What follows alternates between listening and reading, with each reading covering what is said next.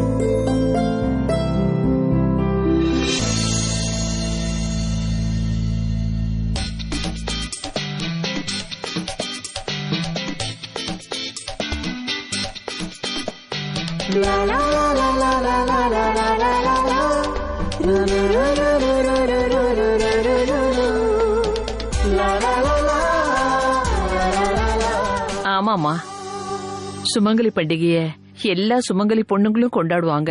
இது எதுக்காக கொண்டாடுறாங்கன்னா தன் புருஷனோட பாதுகாப்புக்கு என்னைக்குமே குடும்பம் நல்லா இருக்கணும்னு கொண்டாடுறாங்கம்மா. இந்த விரதத்தை முழு பக்தியோட உண்மையா கொண்டாடணும். இன்னைக்கு ஒவ்வொரு சுமங்கலி பொண்ணும் புதுசா சிவப்பு நிற புடவைய கட்டிக்கிட்டு தன்னை தானே ரொம்ப அழகா அலங்காரம் பண்ணிப்பா. சுப முகூர்த்தத்துல அந்த கடவுள் சிவனுக்கும் பார்வதிக்கும் முறையா பூஜை பண்ணுவாங்க. இப்படி ஒரு விதிமுறையும் இருக்கு. யாரெல்லாம் இந்த விரதத்தை உண்மையா கடைபிடிக்கிறாங்களோ அவங்க சௌபாகிய பாதுகாப்போட அந்த சிவன் என்னைக்குமே கைவிட மாட்டாரு. அம்மா, இந்த பூஜையை முதல்ல ஆரம்பிச்சது யாரு? இந்த பூஜையோட ஆரம்பம் முதல்ல சாட்சாத் அந்த பார்வதி தேவி தான் முதல்ல ஆரம்பிச்சு வச்சாங்க. ஏன்னா அந்த கடவுள் சிவனை அவங்க கணவன் ரூபத்துல சென்று அடையணும்னு நினைச்சாங்க. அவங்களோட தவம், அவங்களோட பக்திய பார்த்து சிவனே ரொம்ப சந்தோஷப்பட்டாரு. அதுக்கப்புறமா அவரு பார்வதி தேவிய தன் மனைவி ரூபத்துல ஏத்துக்கிட்டாரு. அதனாலதான் நம்ம பரத்வாஜ் வீட்ல வருஷம் இந்த சுமங்கலி பூஜையை கொண்டாடுறது நாங்க எங்க வழக்கத்துக்கே கொண்டாந்துட்டோம்.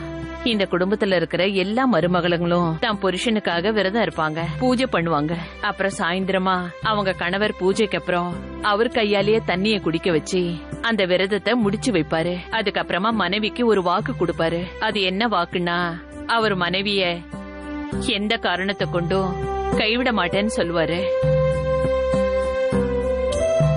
அப்புறம் நிர்மலாமா வழிகாட்டினதால அவங்க மருமகளுங்க மட்டும் இல்லாம இந்த காலனில இருக்கிற எல்லா பெண்களும் சுமங்கலி பூஜை இருக்க ஆரம்பிச்சிட்டாங்க.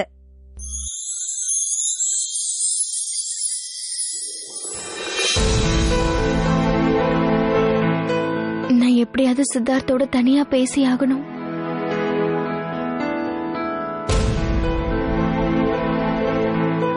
Store room.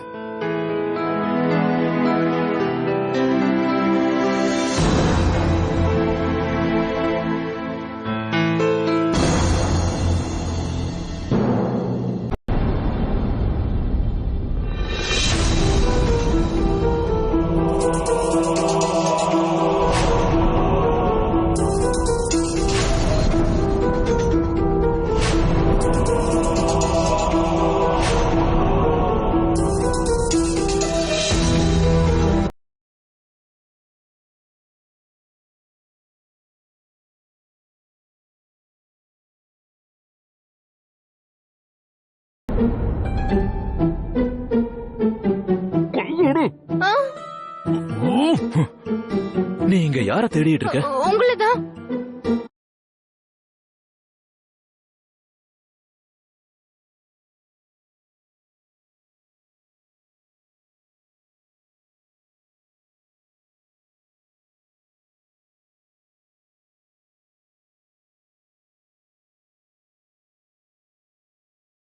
ஆரியன்?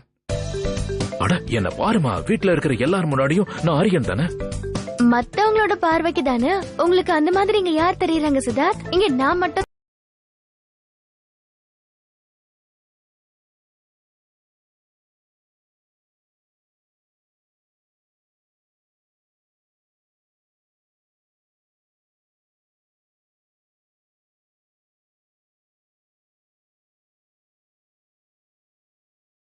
உண்மையா மறைச்சுதான் ஆகணும்.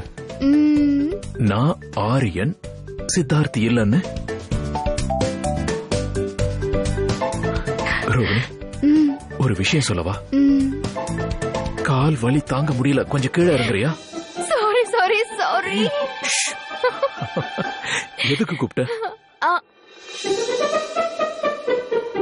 இன்னைக்கு பெரிய பாட்டி சுமங்கலி பூஜையை பத்தி என்ன சொன்னாங்கன்னு நீங்க கேட்டீங்கல்ல? கேட்டேன். ஏன்? அப்போ நீங்க என்ன பண்ணணும்னு உங்களுக்கு புரிஞ்சிருச்சுல? புரியலையே. அது என்னன்னா, எப்போ சித்தார்த் தான் ரோகிணிக்கு முன்னாடி வரானோ அப்போ அவன் முட்டாள் ஆயிடுவான். இப்ப நீ இந்த முட்டாளுக்கு புரியவை. நான் சொல்றேன், நல்லா கேட்டுக்கோங்க மிஸ்டர் ஹஸ்பண்ட். சுமங்கலி பூஜையோட விதிமுறைகள் படி நீங்க ஒரு நல்ல ஹஸ்பண்டா உங்களோட கையாலேயே எனக்கு ஏதாவது ஊட்டி விட்டு விரதத்தை முடிச்சு வைக்கணும். பிளாப் பையன் எங்க போயிட்டான்?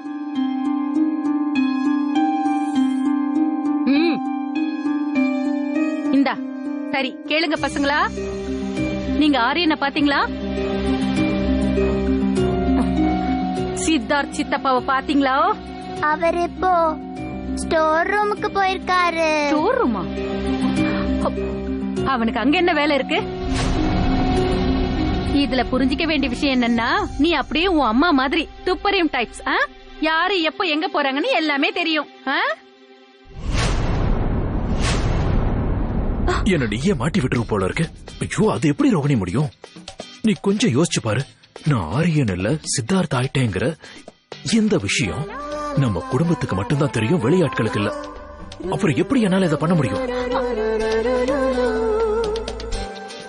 ஏன் சித்தார்த்தால எதுவும் செய்ய முடியும்ல? நீங்க இன்னைக்கு உங்க கையால என் விரதத்தை முடிச்சு வைக்கிற வரைக்கும் நான் இந்த விரதத்தை முடிக்க போறதில்ல. பிடிவாதக்காரி.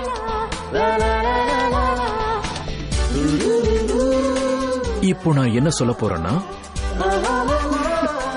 ரோகிணியோட கட்டளை சித்தார்த்தோட கடமை. I missed you. I miss you too, Rohini.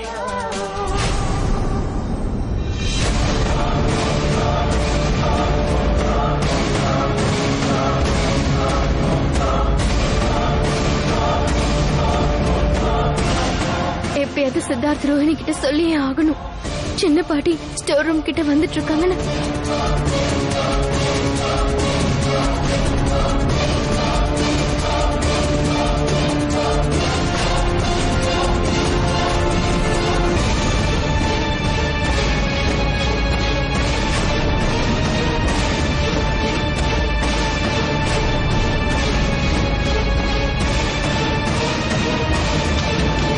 சின்ன பாட்டி இங்க என்ன பண்றீங்க?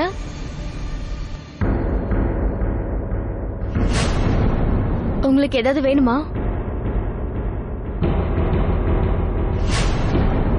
நான் எப்ப எங்க என்ன பண்ணணும்னு உன் பர்மிஷன் கேட்டுதான் செய்யணுமா? நான்சென்ஸ்.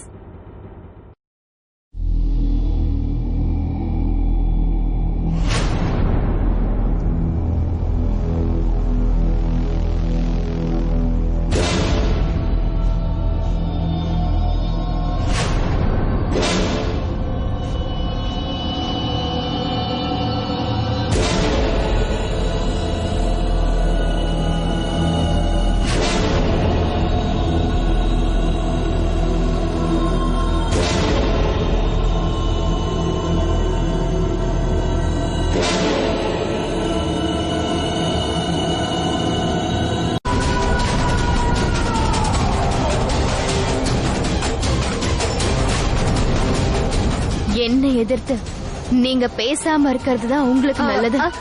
இதுல புரிஞ்சுக்க வேண்டிய விஷயம் என்னன்னா, நீ சித்தார்த்தன் கூப்பிடு, என்ன வேணாலும் கூப்பிடு, எனக்கு என்ன வந்தது, ஆள விடு.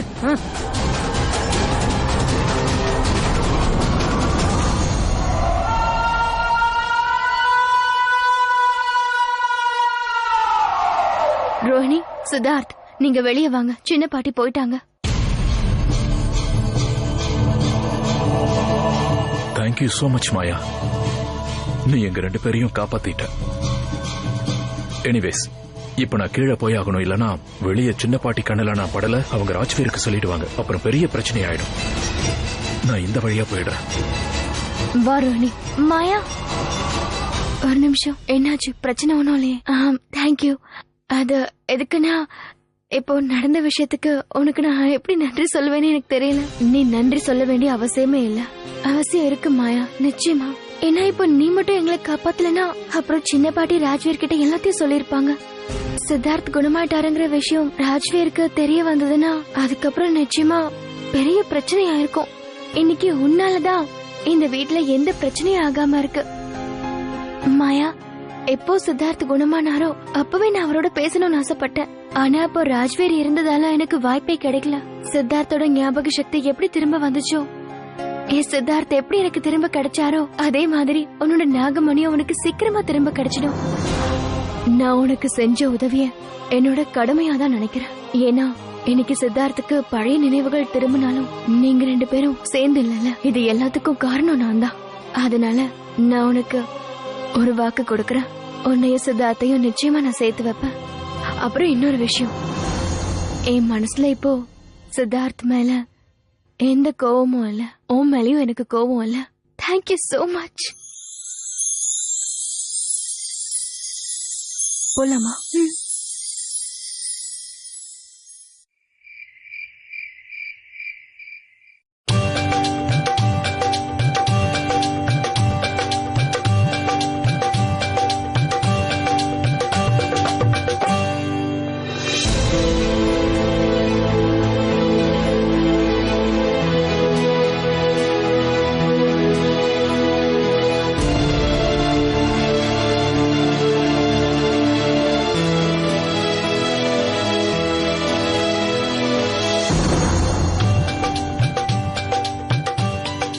என்ன நீங்க 2 பேரும் சும்மா பாத்துக்கிட்டே நிக்கிறீங்க?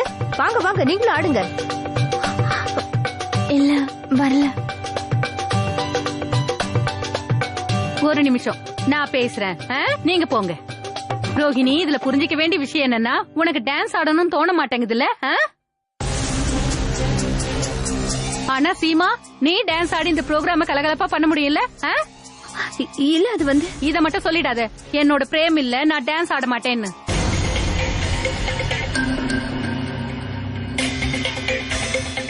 இப்ப இல்ல, நான் என்ன இன்னும் கொஞ்ச நேரத்துல வரதானே போறான். வா வா, நீ டான்ஸ் ஆடு, வா.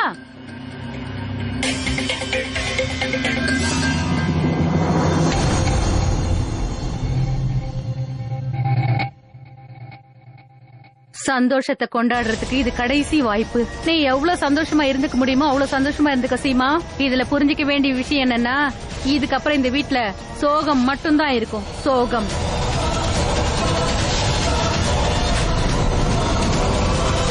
நம்மளோட இந்த ப்ரோக்ராம் ரொம்ப இன்ட்ரெஸ்டிங்கா இருக்கும் பிரேம்.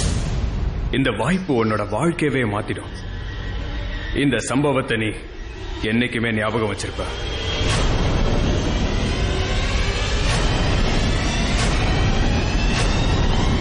மூணு தடவை விளையாட போறோம் பிரேம். முதல் போட்டியில பிசினஸ் வச்சு விளையாட போறோம். ஒருவேளை நீ ஜெயிச்சிட்டனா பரத்வாஜ் குடும்பத்தோட மொத்த பிசினஸையும் உன்கிட்ட நான் திரும்ப ஒப்படைச்சிடுறேன்.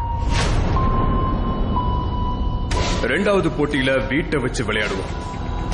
அப்புறம் மூணாவதுல இந்த நாகமணி.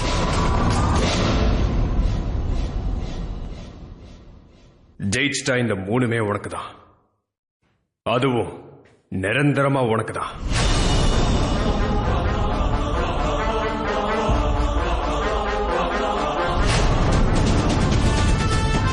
எப்படியாவது நான் இந்த விளையாட்டுல ஜெயிச்சே ஆகணும். என்ன நடந்தாலும் சரி, நான் இந்த 3 போட்டியிலையும் ஜெயிச்சே தீருவேன்.